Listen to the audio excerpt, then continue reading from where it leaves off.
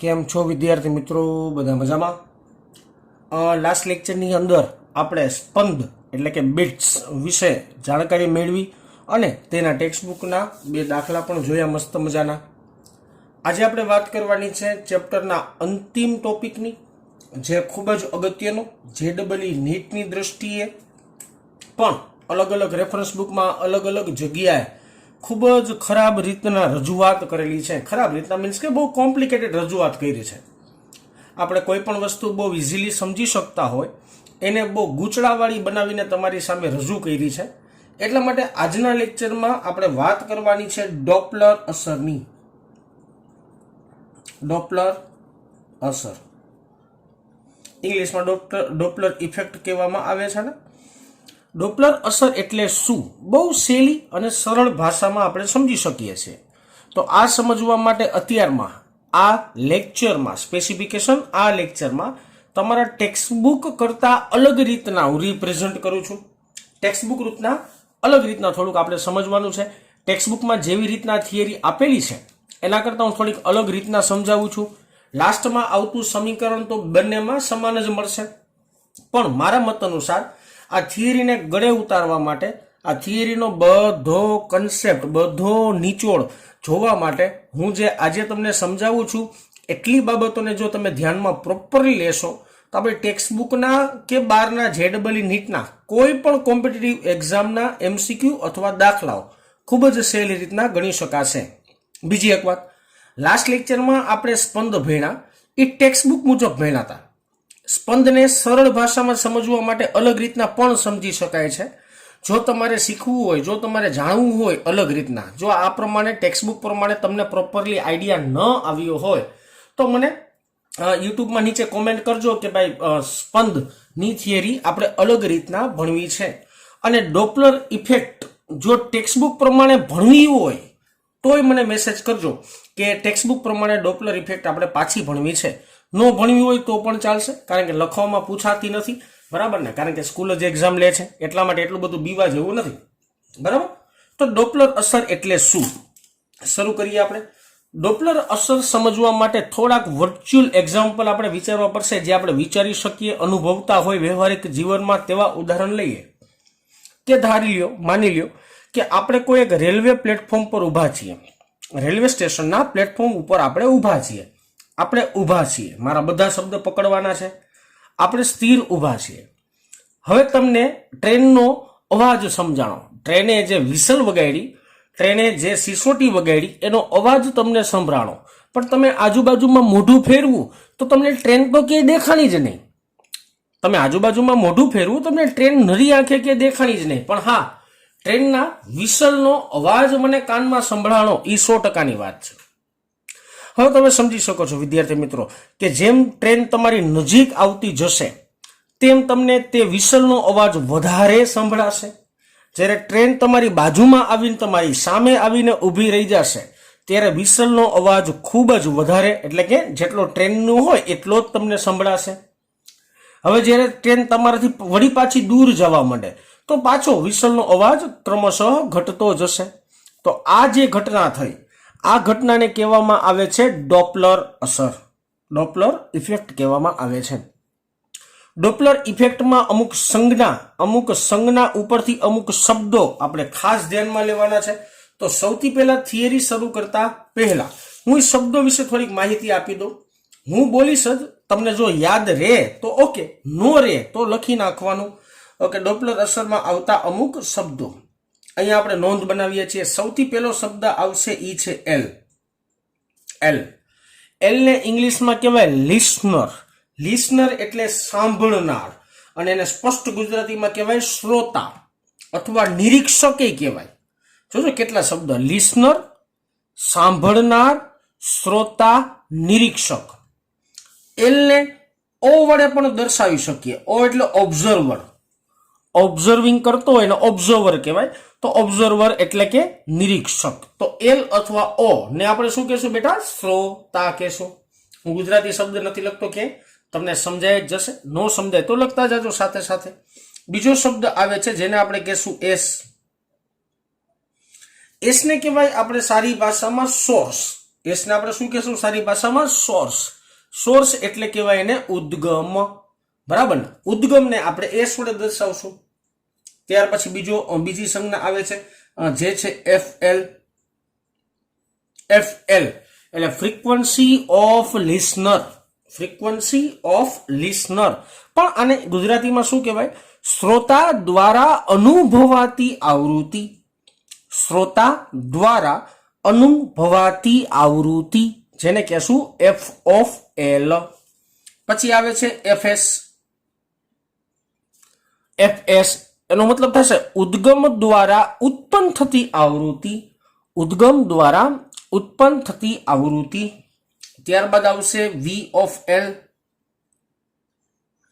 V of L ને આપણે સારી ભાષામાં કહેશું લિસનર વેલોસિટી અથવા તો શ્રોતાનો વેગ. શ્રોતાનો વેગ. પછી આવશે એને કહેશું આપણે વીએસ. વીએસ એટલે ઉદ્ગમનો, સોર્સનો વેગ. ઉદ્ગમનો વેગ. જેમ કે ટ્રેન ગતિ કરતી હતી, તમે નિરાતે જો ઉદાહરણમાં સમજાવું તમને સિમ્પલ ભાષામાં. તો ટ્રેન ગતિ, તમે સ્થિર ઉભા હતા એટલે તમારો વેગ વીએલ થયો અને ટ્રેન તમારી બાજુ આવે છે તો વીએસ કોનો વેગ કહેવાય? ટ્રેનનો વેગ કહેવાય. બરાબર. હવે એક કામ કરો. એફએસ એટલે શું? તો કે ટ્રેને જે પાવો વગાડ્યો, જે વિસલ વગાડી એની આવૃત્તિને કહેવાય એફએસ. તમે જે સાંભળી એ આવૃત્તિને કહેવાય એફએલ. તમે જે સાંભળી એ આવૃત્તિને કહેવાય એફએલ. અને ટ્રેને જે આવૃત્તિથી વિસલ વગાડી એ આવૃત્તિને કહેવાય એફએસ. ટ્રેનને કહેવાય સોર્સ અને તમને કહેવાય ઓબ્ઝર્વર અથવા તો લિસનર. હજી એક શબ્દ આવે છે લાસ્ટમાં જે છે only four we. Only four we. વીને કહેવામાં આવે છે velocity of sound. Velocity of sound જેને સંજ્ઞા ખાલી વી વડે આપણે દર્શાવીએ છીએ. વેલોસિટી ઓફ સાઉન્ડનો મતલબ થશે સારી ભાષામાં ધ્વનિનો વેગ. પાછા બધા શબ્દો એકવાર બોલી જાઉં છું બેટા. ખાસ કહું છું, ન સમજે તો લખી લેજો, એમાં જરાય શરમ ન રાખતા. એલ ફોર લિસનર અથવા ઓબ્ઝર્વર અથવા શ્રોતા અથવા નિરીક્ષક અથવા સાંભળનાર, આટલા શબ્દ બોલાય. એસ ફોર સોર્સ અને સોર્સને ગુજરાતીમાં કહેવાય ઉદ્ગમ. એફ ઓફ એલ શ્રોતા દ્વારા અનુભવાતી આવૃત્તિ. એફ ઓફ એસ ઉદ્ગમ દ્વારા ઉત્પન્ન થતી આવૃત્તિ. વી ઓફ એલ શ્રોતાનો વેગ. વી ઓફ એસ ઉદ્ગમનો વેગ. વી ધ્વનિનો વેગ. આટલા શબ્દ ખાસ ખાસ ખાસ આ થિયરી જો તમારે પ્રોપરલી ગળે ઉતારવી હોય તો આ શબ્દને તમારે મસ્ત મજાના યાદ રાખવા પડશે. પણ એક કોમન સેન્સ આપણે વિચારીએ વિદ્યાર્થી મિત્રો, તો કોમન સેન્સ એવી કહી શકાય કે એક સિમ્પલ સેન્ટેન્સથી આપણે વાતની શરૂઆત કરીએ છીએ. વ્યાખ્યા તો મેં તમને જે બોલ્યો એ જ વ્યાખ્યા છે, પણ એમને સમજાવું છું. શ્રોતા દ્વારા અનુભવાતી ધ્વનિની આવૃત્તિ એ મૂળ આવૃત્તિથી જુદી જ હોય છે. આ તો કોમન સેન્ટેન્સ મેં લખ્યું છે કે શ્રોતા દ્વારા જે આવૃત્તિ અનુભવાતી હશે એ અનુભવાતી આવૃત્તિ હંમેશા મૂળ આવૃત્તિ. મૂળ આવૃત્તિ એટલે શું બેટા? તો કે જે ઉદ્ગમ દ્વારા ઉત્પન્ન થતી આવૃત્તિને આપણે મૂળ આવૃત્તિ કહીએ છીએ એના કરતા એક્ઝેક્ટલી અલગ જ હશે. કોઈક વાર સમાન થશે, કોઈક વાર સમાન નહીં પણ થાય. ઓકે, સરસ. ચાલો, તો આ સિમ્પલ એક સેન્ટેન્સ લખ્યું છે જે તમારે ધ્યાનમાં લેવાનું છે અને ધ્યાનમાં આગળ જતા કેવી રીતના લેશું તમને 100% અંદાજો અને આઈડિયા બે આવી જશે. હવે જો આમાં ઘણા બધા કેસ વિચારી શકાય. કોઈ શિક્ષક તમને શું કહેવાય ઇમ્પ્રેસ કરવા માટે ઘણા બધા કેસ લઈ શકે, પણ બધાય કેસનો તોડ અનન્ય એક સૂત્ર આવશે. બધાય કેસનો એક તોડ એટલે કે બધાય કેસને સમજવા માટે એક જ માત્ર સૂત્ર યાદ રાખવાનું છે. તમને ભટકાવવા માટે રેફરન્સ બુક વાળા અલગ અલગ 3 થી 4 ઇક્વેશન અલગ અલગ આવે છે જે તમને દેખાડશે, પણ છેલ્લે એનું તળિયું માપવા જાઓ તો આપણે જે સૂત્ર બનાવશું એ જ સૂત્ર આવશે. એટલે જરાય કન્ફ્યુઝ ન થતા, હું કહું છું એ આદર્શ વાત જ કરું છું, એ વાતને ખાસ ધ્યાનમાં રાખવાની. પેલો કેસ વિચારીએ આપણે સિમ્પલ. આમાં ઘણા બધા કેસ છે પણ પેલો કેસ, 2 કેસ આપણે અત્યારમાં વિચારીએ છીએ. ગતિમાન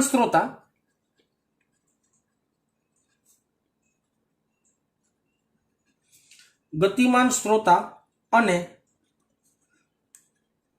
સ્થિર ઉદ્ગમ,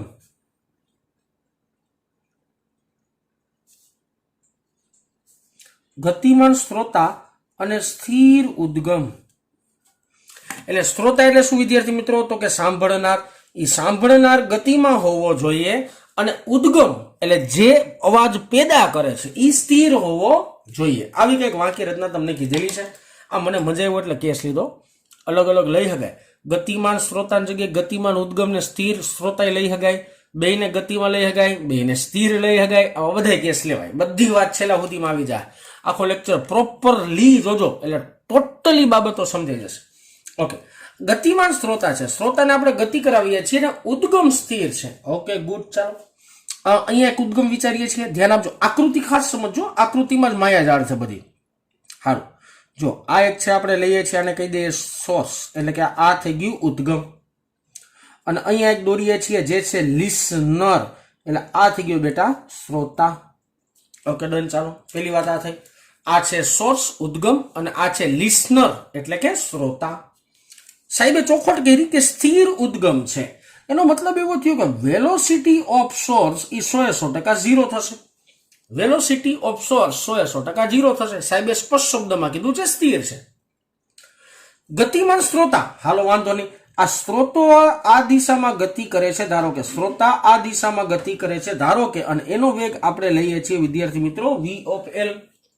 vl લઈ લે એનો વેગ આપણે મસ્ત મજાનો. હવે જો તમે એવો મને પ્રશ્ન પૂછી શકશો બેટા કે આ શ્રોતા છે એ આ બાજુ જ જાય છે, એ શ્રોતા છે એ આ બાજુ જાય તો બેટા તમને લાસ્ટ સુધીમાં ખબર પડી જશે કે શું થાય છે ને શું નથી થતું. બરાબર. પણ અત્યારમાં હું સરળતા ખાતર અથવા તો ઉદાહરણ દેવા પૂરતું હું શ્રોતાને આ બાજુ ગતિ કરાવડાવું છું. Okay done. ચાલો પેલી આ વસ્તુ સમજાઈ ગઈ તમને. બીજી એક વાત કરીએ, આગળ વાત કરીએ. સોર્સ જે છે, સોર્સ એટલે ઉદ્ગમ છે. ઉદ્ગમ પોતાનામાંથી જે આવૃત્તિ બહાર કાઢે, ઉદ્ગમ પોતાનામાંથી જે આવૃત્તિ બહાર કાઢે, જે શ્રોતા છે સોરી ઉદ્ગમ છે સોર્સ, એની આવૃત્તિ આપણે લઈએ છીએ f ઓફ s. એટલે કે શ્રોતાએ f ઓફ s આવૃત્તિ વાળું ધ્વનિ તરંગ બહાર કાઢશે અને આ લિસનરને સંભળાતી આવૃત્તિ આપણે લઈએ છીએ f ઓફ l. લિસનરના કાનમાં જે આવૃત્તિ જશે એ આવૃત્તિ છે f ઓફ l. એટલે કે આવી રીતના બોલી શકાય કે ભાઈ શ્રોતાએ પોતાનામાંથી એક ધ્વનિ તરંગ આવી રીતના ઉત્પન્ન કર્યું. એ ધ્વનિ તરંગ આવી રીતના શ્રોતા બાજુ જતું હોય છે.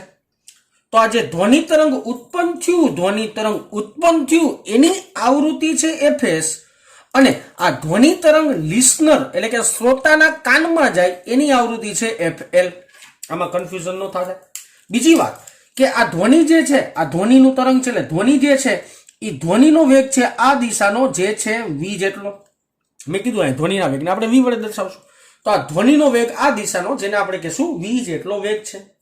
સ્વાભાવિક જ છે ને, ધ્વનિ તરંગ આમ જ જતું હોય તો જ આને સંભળાય ને, બાકી ક્યાં સંભળાવાની વાત જ આવશે. તો આ સિમ્પલ આકૃતિ હતી. પેલા આકૃતિ સમજી લેવાની નિરાતે. ન સમજાય તો 2 મિનિટ પુશ કરીને વિડીયો ઉભો રાખીને તમારે શાંતિથી સમજવાનું કે શું વાત થઈ, અથવા રિવાઇઝ કરી લેવાનું, એકવાર સાંભળી લેવાનું પાછું. હવે જો સૂત્ર બનાવવાની પ્રયત્ન કરીએ. બનશે તો નહીં આપણાથી, પણ પ્રયત્ન કરશું. હજી બનશે ની વાર લાગશે થોડી. જો ધ્વનિ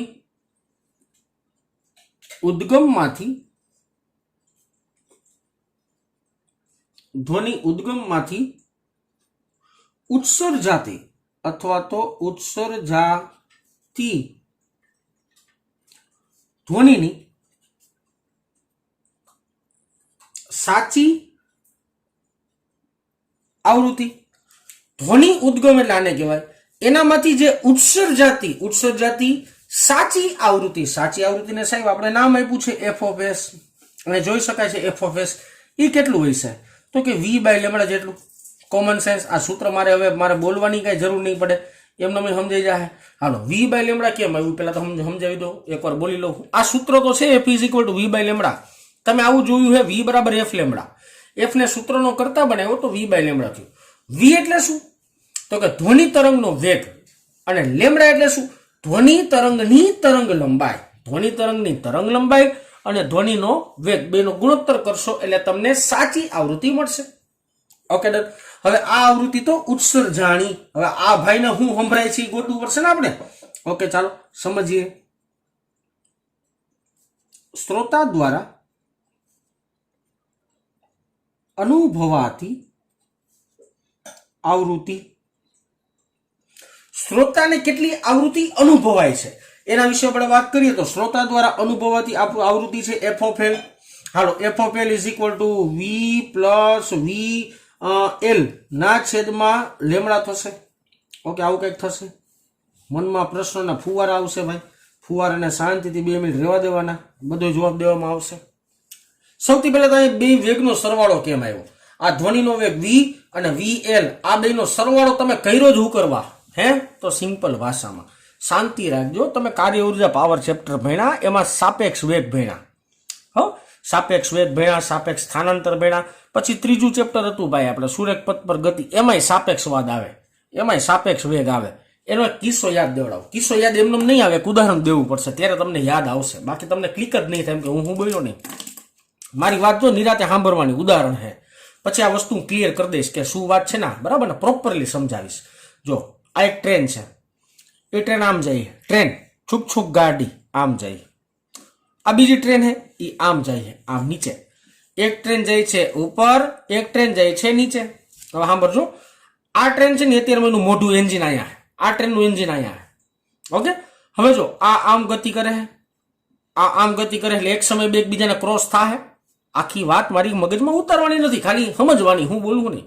આ ટ્રેનનું એન્જિન હે, આ બીજી ટ્રેનનું એન્જિન છે, મારે આંગળીનો ટેરવો ધ્યાનમાં રહ્યો, બરાબર. હવે જો આ ટ્રેન આમ જાય, આ ટ્રેન આમ જાય, તો એક સમય બે ક્રોસ તો થાય ને. આ જો અહીંયા બે ટ્રેન ક્રોસ થઈ, બરાબર ને. ઓકે, હવે તમે આ ટ્રેનમાં ક્યાંક બેઠા છો, માની લો આ ટ્રેનની અંદર તમે ક્યાંક બેઠા છો. હવે સાંભળો, હવે આ બીજી ટ્રેન છે, આ તમારી ટ્રેન છે જેમાં તમે બેઠા છો. આ ટ્રેન આમ જાય, આ ટ્રેન આમ જાય, અને તમે બારીની બહાર જો, તમે બારીની બહાર જો તો બાજુની જે ટ્રેન તમારી બાજુમાંથી જે પસાર થઈ એનો વેગ બહુ જાજો લાગશે. એનો વેગ તમને કેવો લાગશે? ખૂબ જાજો લાગશે. અનુભવ કરજો. તમે ટ્રેનમાં બેઠા છો, સામેથી એક ટ્રેન આવી, સામેથી એક ટ્રેન આમ ક્રોસ થશે ને, એટલે એનો વેગ તો તમને બહુ જાજો લાગશે. તમને એમ થાય આ ફૂલ સ્પીડમાં ટ્રેન ગઈ.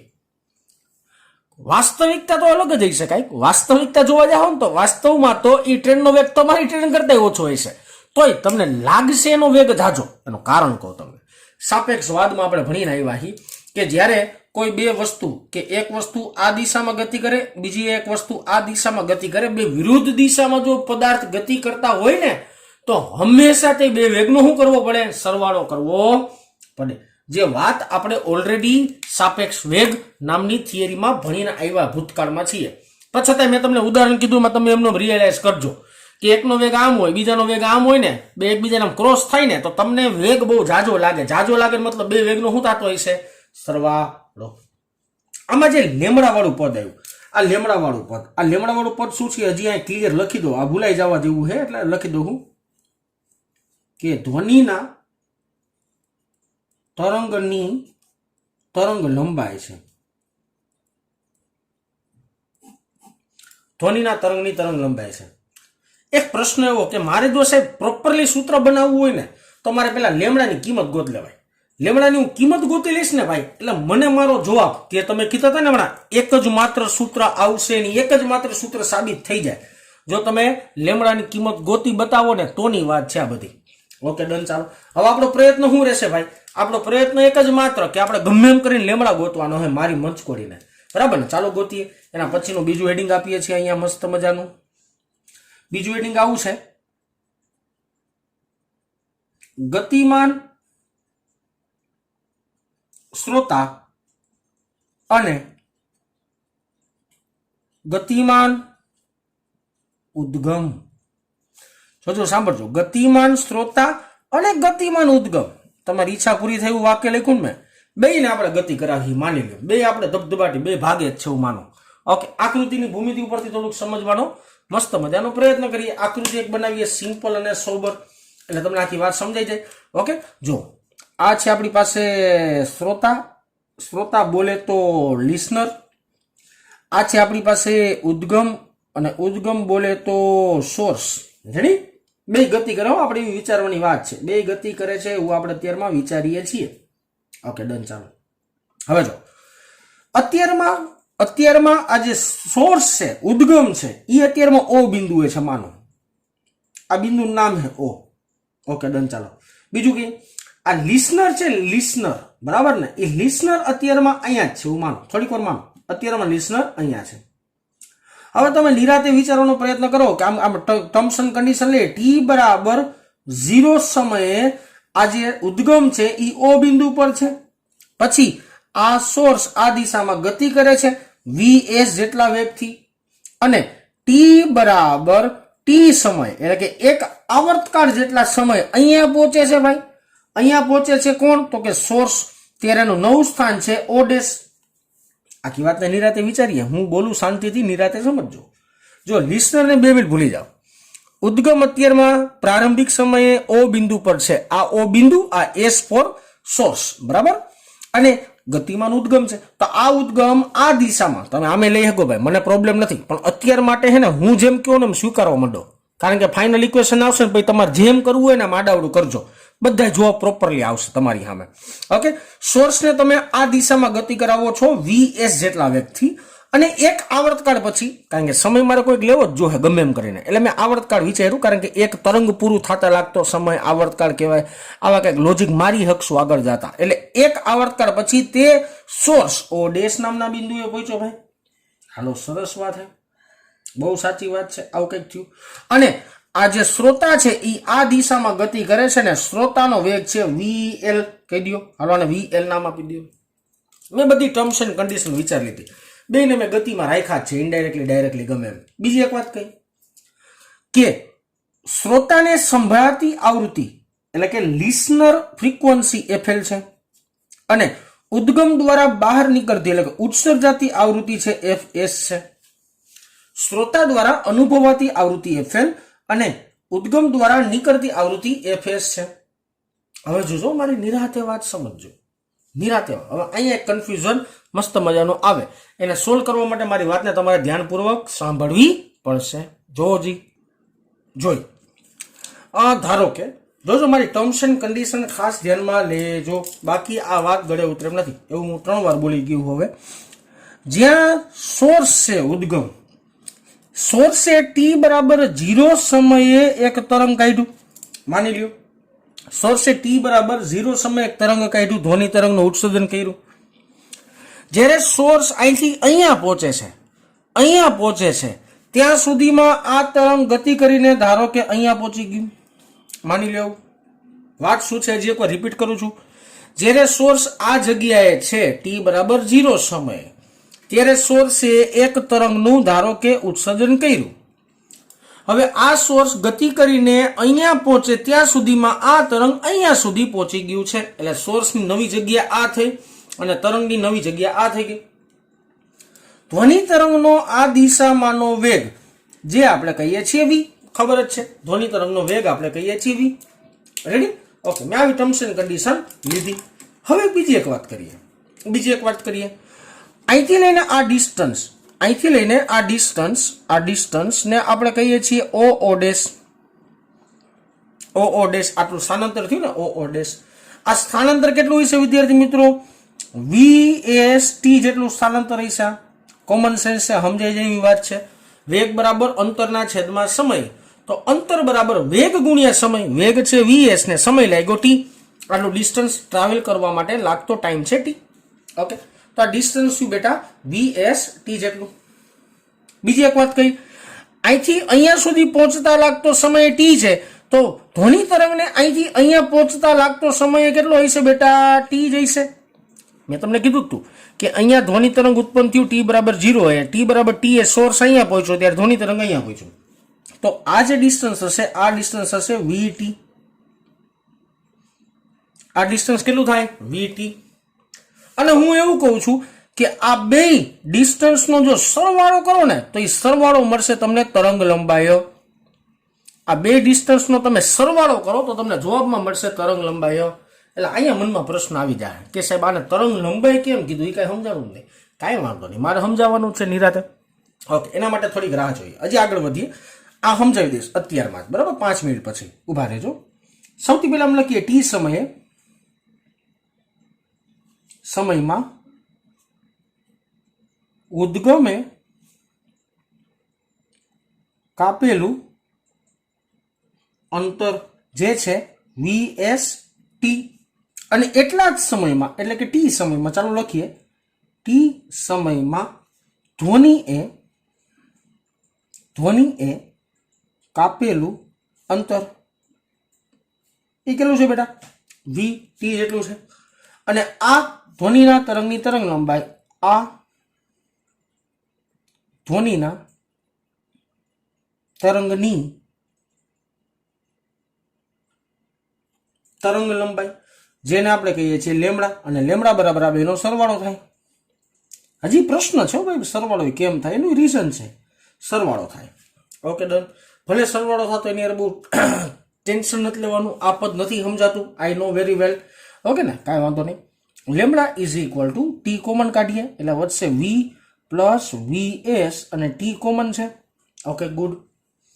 હવે તમને ખબર છે આવર્તકારનો વ્યસ્ત કરો એટલે આવૃત્તિ થાય, તો lambda is equal to V plus VS by આવૃત્તિ. આવૃત્તિ એફ કહી દઈએ આપણે એને, અને ઈ આવૃત્તિને કહીએ છીએ આપણે એફ એસ. એફ એટલે છે કે ઉદ્ગમમાંથી નીકળતી આવૃત્તિ, કારણ કે આપણે ઉદ્ગમની જ વાત કરીએ છીએ તો ઉદ્ગમમાંથી નીકળતી આવૃત્તિ કહેવામાં આવશે આને. ઓકે, આ એક સમીકરણ મળ્યું તમને લેમડાનું.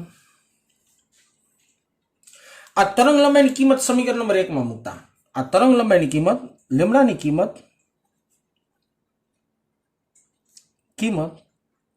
સમીકરણ નંબર 1 માં મૂકતા, મૂકી બેટા. F of L is equal to V plus VL divide by lambda. Lambda છે આપણી પાસે વી પ્લસ વીએસ છેદમાં વીએસ, અને છેદનું છેદ ક્યાં આવે બેટા? અંશમાં, તો ઈ થઈ ગયું એફએસ. આ એલ છે, ભૂલાય નહીં. ઓકે, તો આ તમને મળ્યું ફાઇનલ ઇક્વેશન. ફાઇનલ ઇક્વેશન, આ ડોપલર અસરનું મેઇન સૂત્ર આ કહેવાય. ઓકે, મેઇન સૂત્ર આ કહેવાય. Okay done. મનમાં બે પ્રશ્ન છે. પહેલો પ્રશ્ન લેમડા, બીજો પ્રશ્ન અહીંયા એફએસ કેમ આવ્યું. ઓકે, એફએસ માટેનું થોડુંક તો સાદું બાજુમાં લખું કે ટી બરાબર 1/f થાય, એના ઉપરથી મેં ટીની જગ્યાએ 1/f લખ્યું છે, પણ એફ એસ શું કરવા લખ્યા? એફ એલ કા નો લખ્યું ભાઈ? એફ એસ શું કરવા લખ્યું? આ બે પ્રશ્ન થયા. બે પ્રશ્નનો નિરાતે જવાબ આપું છું, શાંતિથી સાંભળજો. અને અહીંયા જગ્યા છે તો અહીંયા ક્યાંક હું જગ્યા ખોટી વાપરી છે. ઓકે, હવે જો નિરાતે એક મારી વાત સાંભળજો ખાસ. આ ઉદ્ગમ છે, આ માત્ર જાણકારી માટેની ચર્ચા છે બેટા. હવે એમાંથી એક તરંગ નીકળું, માનો આવું કંઈક. આ એક તરંગ થયું, એક તરંગ લંબાઈ લેમડા હોય. આ બીજું તરંગ થયું, એની તરંગ લંબાઈ લેમડા હોય. આ ત્રીજું તરંગ થયું, એની તરંગ લંબાઈ લેમડા હોય. ઓકે ને? ઓકે, સિમ્પલ ભાષામાં વિચારીએ, લેમડા લેમડા લેમડા થયું. હવે ધારો કે આપણે એવું કહીએ કે ટી બરાબર 0 સમયે તરંગ શરૂઆત થાય છે, અને એક તરંગ પૂરું થતા લાગતા સમયને શું કહેવાય બેટા? આવર્તકાળ. તો ટી બરાબર ટી સમયે એક તરંગ પૂરું થઈ જાય છે. હવે જો આ પેલું તરંગ ટી સમયે પૂરું થયું, તો ટી સમયે નવું તરંગ ચાલુ થયું. હવે આ તરંગ ક્યારે પૂરું થાય? એક આવર્તકાળે. પછી આ તરંગ ક્યારે પૂરું થાય? એક આવર્તકાળે. તો એક આવર્તકાળમાં એક તરંગનું ઉત્સર્જન થાય, એક આવર્તકાળમાં એક તરંગનું ઉત્સર્જન થાય, એક આવર્તકાળમાં એક તરંગનું ઉત્સર્જન થાય. આની ઉપરથી એક લોજિક પેલા બંધાણું. હવે જો સાંભળો, બીજી વાત સાંભળી. હવે મને કહો, જ્યારે ટી બરાબર 0 સમય હતો ત્યારે સોર્સે, ઉદ્ગમે પોતાનામાંથી એક તરંગનું ઉત્સર્જન કર્યું. પોતાનામાંથી એક તરંગનું શું કર્યું બેટા? ઉત્સર્જન કર્યું. સિમ્પલ. ઓકે, હવે નિરાતે વાત સાંભળો. આ તરંગ ઉત્સર્જન થયું છે હજી ટી બરાબર 0 સમયે, એટલે સોર્સ ગતિ કરવા માંડ્યો. સોર્સ આ બાજુ ગતિ કરીને ટી સમય અહીંયા પહોંચે છે. હવે સોર્સ ગતિ કરીને ટી સમય અહીંયા પહોંચે ત્યારે આ ધ્વનિ તરંગ અહીંયા પહોંચી ગયું છે, હા કે ના? હવે નિરાતે વિચારો બેટા, નવા ટી સમય એક નવું તરંગ પેદા થાય. નવા ટી સમય એક નવું તરંગ પેદા થાય એટલે જ્યારે અહીંયા પહોંચે ત્યારે એક નવું તરંગ ઉત્પન્ન થયું છે, અને નવું તરંગ એ આ છે. ટી બરાબર 0 સમયે તરંગ બન્યું, બરાબર. ઈ તરંગ અહીંયા પહોંચ્યું. હવે સોર્સ જ્યારે અહીંયા પહોંચે ત્યારે આ તરંગ આગળ વધી ગયું હોય ને. સોર્સ અહીંયા છે, અહીંથી અહીંયા પહોંચે ત્યારે આ તરંગ આગળ વધી ગયું હોય, હા કે ના? તો અહીંથી લઈને આટલું ડિસ્ટન્સ શું થયું? એક તરંગ લંબાઈ જેટલું થયું ને. ટી બરાબર 0 સમયે જો ઉત્સર્જન થયું, ટી બરાબર ટી સમયે એક તરંગ આખું પૂરું થઈ ગયું, બરાબર ને? તો આ જે વચ્ચેનું ડિસ્ટન્સ થયું, એક તરંગ બહાર નીકળવું હોય તો એક તરંગને આપણે શું કહી દેવાય? તરંગ લંબાઈ. બહુ સિમ્પલ કન્સેપ્ટ છે, પણ ધ્યાનપૂર્વક સમજવાની વાત છે. કન્સેપ્ટ સેલો છે, પણ એને ધ્યાનપૂર્વક એક્ઝિક્યુટ કરવાનો છે. વાત હજી એકવાર રિપીટ કરું છું. મને એમ લાગશે એમ કે અહીંયા તમે કન્ફ્યુઝન થશો, બરાબર ને? એટલા માટે કન્ફ્યુઝન નથી થવાનું, અને વાત હું પ્રોપરલી હજી એકવાર સમજાવું છું કે અહીંયા ઉદ્ગમ છે, માનો ટી બરાબર 0 સમયે એને એક તરંગનું ઉત્સર્જન કર્યું, તરંગ તરીકે આપણે શૃંગ કર્યું. ખરેખર ધ્વનિમાં સંઘનન વિઘનન થાય, પણ એને સરળતા ખાતર આપણે શૃંગગર્ત આવી કન્ડિશન આવી પ્રોસિજર વિચારીએ છીએ. હવે જો ટી બરાબર 0 સમય 2 અહીંયા છે, તરંગ અહીંયા પેદા થઈ ગયું. હવે જેમ ઉદ્ગમ આગળ વધશે એમ તરંગ અહીં જાય, તો એક આવર્તકાળમાં તરંગ સોર્સ અહીંથી અહીંયા વયો ગયો અને તરંગ અહીંયા વયો ગયો. તો આ આખું જે ડિસ્ટન્સ થયું એક આવર્તકાળનું થયું ને, આખું ડિસ્ટન્સ થયું શું થયું? એક આવર્તકાળનું થયું. હા કે ના? એક આવર્તકાળનું ડિસ્ટન્સ થયું. કારણ કે ટ્રાવેલિંગ જો આ બાજુ આટલું ટ્રાવેલિંગ અને આ બાજુ આટલું ટ્રાવેલિંગ, આ બધું ટ્રાવેલિંગ થયું કેટલામાં? 0 થી t માં જ થયું. તો એક આવર્તકાળ પૂરો થાય, અહીંયા એક આવર્તકાળ પૂરો થયું, એટલે લંબાઈને આપણે શું કહીએ? તરંગ લંબાઈ કહેવાય. એટલા માટે મેં આ લંબાઈને શું કહી દીધી છે? તરંગ લંબાઈ કહી દીધેલી છે. કન્સેપ્ટ આવો ઇઝી ગોઈંગ છે. બીજી એક વાત કરીએ. હવે તરંગ લંબાઈ એટલે પ્રોપરલી સમજાઈ ગયું છે, કારણ કે આટલું ડિસ્ટન્સ એક આવર્તકાળમાં ટ્રાવેલિંગ થતું હશે. એટલા માટે જોજો ઉદ્ગમે જાય છે તો સાથે સાથે ધ્વનિ તરંગે જાય છે, બરાબર ને? તો બેની ગતિ વિચારવાની છે આપણે. ખાલી તમને મનમાં પ્રશ્ન થાય એમ કે સાહેબ ઉદ્ગમ અહીંથી અહીંયા આવ્યો તો ટી સમય થઈ ગયો, પણ હા ત્યારે જ આ તરંગ અહીંયા પહોંચી ગયું હોય ને. હવે આખી પ્રોસિજર વિચારો તો આખી પ્રોસિજરમાં એક જ આવર્તકાળ થયો, અને એક આવર્તકાળમાં જેટલું તરંગ નીકળે એને તરંગ લંબાઈ કહેવાય, જે આપણે ઓલરેડી કન્સેપ્ટ ક્લિયર કરીને આવ્યા. એટલે આ ડિસ્ટન્સને મેં લેમડા કીધું ને, એટલા માટે આ બેનો સરવાળો મેં લેમડા સાબિત કર્યો. બીજી વાત કે અહીંયા એફએસ કેમ આવ્યું? બીજી વાત એવી કંઈક આવશે, એફએસ કેમ આવ્યું? તો વિદ્યાર્થી મિત્રો અહીંયા વાત આપણે કરીએ છીએ ઓનલી ફોર સોર્સની. તો જ્યારે સોર્સની વાત કરતા હોય ત્યારે સોર્સની જ ફ્રીક્વન્સી આપણે કન્સિડર કરવી પડે. જ્યારે આપણે સોર્સની વાત કરતા હોય ત્યારે ઓનલી ફોર સોર્સની જ તમારે ફ્રીક્વન્સી કન્સિડર કરવી પડે. એટલા માટે મેં ફ્રીક્વન્સી સોર્સની લીધેલી છે. આ સૂત્ર છે એ બ્રહ્માસ્ત્ર જેવું છે. આ સૂત્ર બ્રહ્માસ્ત્ર જેવું છે, પણ આ સૂત્ર ગમે ત્યારે ન વપરાય. નાના હુનાને મારવા માટે આ સૂત્ર ન વાપરી લેવાય, નકર પાપ લાગે. તમને ખબર છે ને ભાઈ, બ્રહ્માસ્ત્ર એક જ વાર વાપરી શકાય. આ એના જેવી કઈક વાત છે. આ સમીકરણ વાપરતા થોડી કાળજી રાખવાની. શું કાળજી રાખવાની છે એ સમજાવું છું. આ છે સંજ્ઞા પદ્ધતિ અથવા સંજ્ઞા પ્રણાલી. ખાસ સંજ્ઞા પ્રણાલી ખાસ ધ્યાનમાં લેવાની છે. મોસ્ટ આઈએમપી વસ્તુ છે. જો સંજ્ઞા પ્રણાલી વાપરતા પણ તમને નહીં આવડે બેટા, તો પણ આગળ જતા એક પણ દાખલામાં સાચો જવાબ આવશે નહીં. બધામાં થોડોક મિસ્ટેક આવશે. એવું ન થાય એના માટે સંજ્ઞા પ્રણાલી સમજજો ખાસ. એટલે ખાસ આ મોસ્ટ આઈએમપી પોઈન્ટ. આ સૂત્ર તો ગોખાઈ જાય. આ મોટી વાત નથી, પણ આ મોટી વાત છે. જો એલ થી એસ તરફનો વેગ ઓલવેઝ ધન. એલ થી એસ તરફનો, જો આ એલ થી એસ તરફનો વેગ કહેવાય, આને એલ થી એસ તરફનો વેગ કહેવાય. તો ઓલવેઝ કેવો લેવાનો? ધન. તો આમાં વીએલ હોય 100% કેવો આવે? ધન જ આવે. આ વીએસ છે, વીએસ ઈ એલ થી એસ તરફનો જ વેગ કહેવાય, તો વીએસ એ કેવો આવે? ધન જ આવે. હવે આનાથી ઊંધું લખો. એસ થી એલ તરફનો વેગ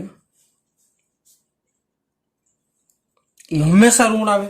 એટલે કે જો કોઈ વેગનો એરો એસ થી એલ આમ માર્યો હોય ને આ બાજુ, તો એ હંમેશા કેવો કન્સિડર કરવાનો? ઋણ જ કન્સિડર કરવાનો. તો મારા માટે આ જ બાબત મોસ્ટ આઈએમપી હે. સૂત્ર તો છે જ, સૂત્ર તો યાદ રાખવાનું. એકાદ બે દાખલા ગણશો એટલે મારા મતે સૂત્ર ગોખાઈ જાય, પણ મારા મતે આ સંજ્ઞા પ્રણાલી મોસ્ટ આઈએમપી છે. હવે થોડા કેસ લઈએ, જો થોડા કિસ્સા લઈએ. તમને આ બધી થિયરીમાં છે ને આ તમને બે ભાગ નહીં, ડાયરેક્ટ આ સૂત્ર સમજાણું હોય, પ્રોપરલી યાદ રહે તમને. પણ હવે થોડા કેસ લઈએ. ગતિમાન શ્રોતા, ગતિમાન ઉદ્ગમ, ગતિમાન શ્રોતા, સ્થિર ઉદ્ગમ, સ્થિર શ્રોતા, ગતિમાન ઉદ્ગમ, બંને સ્થિર, બરાબર ને? બંને સ્થિરની વચ્ચે પાછો પવન વહેતો હોય, પવન વાતો હોય, પવન પાછો ગતિ કરતો હોય, અમુક વાર પવન સ્થિર હોય. એટલે આ બધા કેસ લેવાના. ઓકે, બધા કેસમાંથી અમુક કેસ તમારી સામે હું લઉં છું, અને વ્યવહારિક જીવનના ઉદાહરણ આપણે મગજમાં ઉતારીએ અને આપણે માનીએ કે સૂત્રમાં કિંમત મૂકી છે, અને આપણે જે વ્યવહારમાં વિચારીએ છીએ શું બેનો જવાબ સરખો આવે છે? આવતો હોય તો આપણે સાચા, ન આવતો હોય તો આપણે ખોટા. બરાબર ને બેટા? ચાલો ટ્રાય કરીએ. જો પેલો કેસ હું બોલું છું, લખતો કાંઈ નથી, એટલે તમારે નો ધ્યાનમાં આવે તો તમારે લખવાનું. આ છે લિસનર, માની લ્યો આ લિસનર, આ છે સોર્સ, આ છે સોર્સ. Okay done. સોર્સ પોતાનામાંથી એફએસ આવૃત્તિનું ઉત્સર્જન કરશે અને લિસનરને સંભળાતી આવૃત્તિ છે એફએલ જેટલી, જે ખ્યાલ છે. લિસનર આ દિશામાં વીએલ જેટલા વેગથી ગતિ કરે છે માનો, અને સોર્સ આ દિશામાં વીએસ જેટલા વેગથી ગતિ કરે છે માનો. એટલે બે એકબીજાની સામ સામે જાય છે માનો આવું, બરાબર. સોર્સ આમ જાય એટલે કે ટ્રેન તમારી બાજુ આવે ને તમે ટ્રેન બાજુ જાઓ. ટ્રેનનું ઉદાહરણ મનમાં રાખજો, એક જ ઉદાહરણ એટલે આદર્શ ઉદાહરણ. તમે ટ્રેન બાજુ જાઓ છો અને ટ્રેન તમારી બાજુ આવે છે, તો તમને સંભળાતો અવાજ હોય, સંભળાતી આવૃત્તિ હોય, વધારે હોય કે ઓછી હોય? વિચારો. તમને સંભળાતી આવૃત્તિ વધારે હોય કે ઓછી હોય? યસ, રાઈટ આન્સર જ આવશે તમારો કે ભાઈ સંભળાતી આવૃત્તિ સાહેબ વધારે હોય. સંભળાતી આવૃત્તિ એટલે કઈ? એફએલ મોટી સાબિત થવી જોઈએ ને. આ સૂત્રમાં કિંમત મૂકું તો એફએલ મોટી સાબિત થવી જોઈએ. હાલો સૂત્રમાં જઈ આપણે વિચાર્યું કઈ થાય છે કા? જય સ્વામિનારાયણ. વી પ્લસ વીએલ ના છેદમાં વી માઇનસ પ્લસ વી એલ સંજ્ઞા છેલ્લે મૂકીએ અને ઇન્ટુ એફએસ. હવે જો નિરાતે સંજ્ઞા મૂકવાની પ્લસ માઇનસ. એલ થી એસ નો જે વેગ આવે એ હંમેશા પ્લસ હોય. આ એલ થી એસ નો વેગ આવે પ્લસ, એસ થી એલ નો જે વેગ આવે એટલે આ એ હંમેશા કેવો હોય બેટા? માઇનસ હોય. જે આપણે વાત જ કરી હતી. તો આમાં અંશ મોટો છે, છેદ નાનો છે. અંશમાં સરવાળો છે એટલે અંશનો પદ મોટું કહેવાય, છેદમાં બાદ બાકી તો છેદનું પદ નાનું કહેવાય. તો અંશ મોટો છેદ નાનું, તો એફએલ કેવું સાબિત થયું બેટા? મોટું સાબિત થયું. એફએસ નાનું સાબિત થયું. જો આપણે વ્યવહારિક જીવનમાં જે થાય ને એ જ આપણે અનુભવવાનું, એ જ સૂત્રમાં સાબિત પણ થયું. આનાથી કંઈક વિરુદ્ધ કેસ લઈ ચાલો. જો આ છે લિસનર એલ, આ છે ઉદ્ગમ એસ. હવે જો લિસનર છે એ ધારો કે આ બાજુ ટ્રાવેલ કરે છે માનો, બરાબર, અને આપણે ઉદ્ગમને આ બાજુ ટ્રાવેલ કરાવેલા, બે વિરુદ્ધ દિશામાં માની લો. વાળો બે વિરુદ્ધ દિશામાં હોય તો લિસનરને સંભળાતી આવૃત્તિ ઈ સોર્સની આવૃત્તિ કરતા વધારે હોય કે ઓછી હોય? લિસનરના કાનમાં આવતો અવાજ ઓછો હોય કે વધારે હોય? વિચારો. ફાઇનલ જવાબ આવશે કે સાહેબ ઓછો હોય. આગું જાય છે ને ઉદ્ગમ, બે એકબીજાથી આગા જાય છે તો ઓછો જોઈશે. Okay done. બીજું કહીએ સાહેબ લિસનરની વેલોસિટી વીએલ અને સોર્સની વેલોસિટી વીએસ. જોજો જવાબ ઓછો હોય એટલે એફએલ નો જવાબ નાનો આવવો જોઈએ, સાબિત નાનો થવો જોઈએ. સૂત્રમાં હરી કરી આલો. F of L is equal to બ્રેકેટમાં વી ઇન્ટુ વીએલ ઇન્ટુ નથી સોરી પ્લસ ઓર માઇનસ આવશે, V plus or minus V S અને ઇન્ટુ એફએસ. સંજ્ઞા મૂકો ભાઈ. એલ થી એસ નો વેગ પ્લસ એટલે છેદમાં પ્લસ થયું, અને એસ થી એલ નો વેગ માઇનસ એટલે અંશમાં માઇનસ થયું. Okay done. ચાલો આવું કંઈક થયું, બરાબર. હવે નિરાતે સિમ્પલ વિચારો કે અંશ છે ઈ બાદ બાકી વાળો છે તો અંશ નાનો કહેવાય, છેદ સરવાળા વાળો તો છેદ મોટો કહેવાય. અંશ નાનો છેદ મોટો તો હંમેશને માટે એફએલ નાનું ને એફએસ મોટું થાય. એટલે આપણે જે સમજાય છે ને, જે અનુભવાય છે ને, એ જ સૂત્રમાં સાબિત પણ થાય છે. તો આ આખી ચર્ચા થઈ વિદ્યાર્થી મિત્રો ડોપલર અસરની. પણ એક વાત કહી દો સ્પષ્ટ, મેં વાત જો કે સ્ટાર્ટિંગમાં પણ કીધી અને હજી પણ એક વાત રિપીટ જ કરું છું કે આ થિયરી ટેક્સ્ટબુક મુજબ જરાય નથી. મેં સૂત્ર સાબિત કરી દીધું છે, આ ટેક્સ્ટબુક પ્રમાણે સૂત્ર છે અને આ સૂત્ર પરથી તમારા કોઈ પણ ડોપલર અસરના દાખલા કે એમસીક્યુ બધું સોલ્વ થઈ જાય અને શોર્ટકટમાં સોલ્વ થાય. ઓલા જે સૂત્રો છે ને એ સૂત્ર તારવવા માટે આવા 2 થી 3 પન્ના ભરવા પડશે, ત્યાં ફાઇનલ તમને આ ઇક્વેશન મળશે. અને જે ઇક્વેશન મેં તમને બહુ નાની એવી રજૂઆતમાં કહી દીધું છે, એટલે મારા મત અનુસાર જો થિયરી તમે આજ ભણો તો ચાલે ખરું, પણ છતાંય તમારો આગ્રહ એવો હોય કે સર અમારે ટેક્સ્ટબુકની થિયરી પણ સમજવી છે અને ટેક્સ્ટબુકની થિયરી પણ ભણવી છે, બરાબર ને બેટા? તો એના માટે મને તમે કોમેન્ટમાં મેસેજ કરજો, યુટ્યુબમાં જ તમે મને મેસેજ કરજો, બરાબર ને, કે સર અમારે બીટ્સ એટલે કે સ્પંદ શેલી રીતના ભણવું છે અને ડોપલર અસર ટેક્સ્ટબુક મુજબ ભણવું છે. સ્પંદ છે ને એ ટેક્સ્ટબુકમાં અઘરું છે, બીજી રીતના ભણો તો સહેલું લાગશે, અને ડોપલર અસર ટેક્સ્ટબુકમાં અઘરું છે એને બીજી રીતના મેં તમને ભણાવ્યું જે તમને આઈ થિંક મારા મત અનુસાર સહેલું લાગશે. એટલે આ સહેલું લાગ્યું કે અઘરું લાગ્યું એ પણ તમે મને કહેજો. અને તમારે હવે ડોપલર અસર ટેક્સ્ટબુક મુજબ ભણવું છે કે કેમ એ પણ કહેજો. નેક્સ્ટ લેક્ચરમાં 100% દાખલા ગણશું, 100% છે, બરાબર ને? આ સૂત્ર ઉપરથી પહેલા બધા દાખલા ગણ નાખશું, પછી તમે એમ કહેશો એમ કે થિયરી ભણવાની છે તો પાછો 1-2 લેક્ચર બનાવશું. બાકી નેક્સ્ટ લેક્ચરમાં દાખલા ગણાવું એટલે આપણો 11 સાયન્સનો મારા પોર્શનનો આશીષ સાહેબનું શું છે મને સ્ટેટસ નથી ખબર, પણ મારા પોર્શનનો સિલેબસ પૂરો. એટલે આપણા માટે 11મું ધોરણ મારા માટે પૂરું થઈ જાય, પછી આપણે ડાયરેક્ટ 12મું ધોરણ ચાલુ કરવાનું છે. 12મું ધોરણ ચાલુ કરશું પહેલેથી, એકડે એકથી, બરાબર ને? એકડે એક એટલે કે વિદ્યુત પર વિદ્યુત ક્ષેત્ર 12મા ધોરણના પહેલા પ્રકરણથી. પણ શું છે તમારી રાય એ મને કહેજો. તો આમાં 2 થી 3 લેક્ચર જોશે, એક લેક્ચર દાખલાનો જોશે. જો તમે ઓલી 2 થિયરી કરાવવાનું કયો તો એનો 1 થી 2 લેક્ચર, મારા મત અનુસાર એક જ, પણ છતાંય 2 લેક્ચરની આપણે આશંકા રાખીએ તો 2 લેક્ચર જોશે. ટોટલ હવે મેક્સિમમ 3 લેક્ચર ને ઓછામાં ઓછા 1 લેક્ચર હવે જોશે. ક્લિયર બેટા? તો ચાલો આજે અહીં સુધી રાખીએ છીએ, આજે આગળ વધતા નથી, બરાબર ને? આ સમજાઈ ગયું કે ન સમજાણું મને ખાસ કરીને કહેજો બેટા. ચાલો આવજો.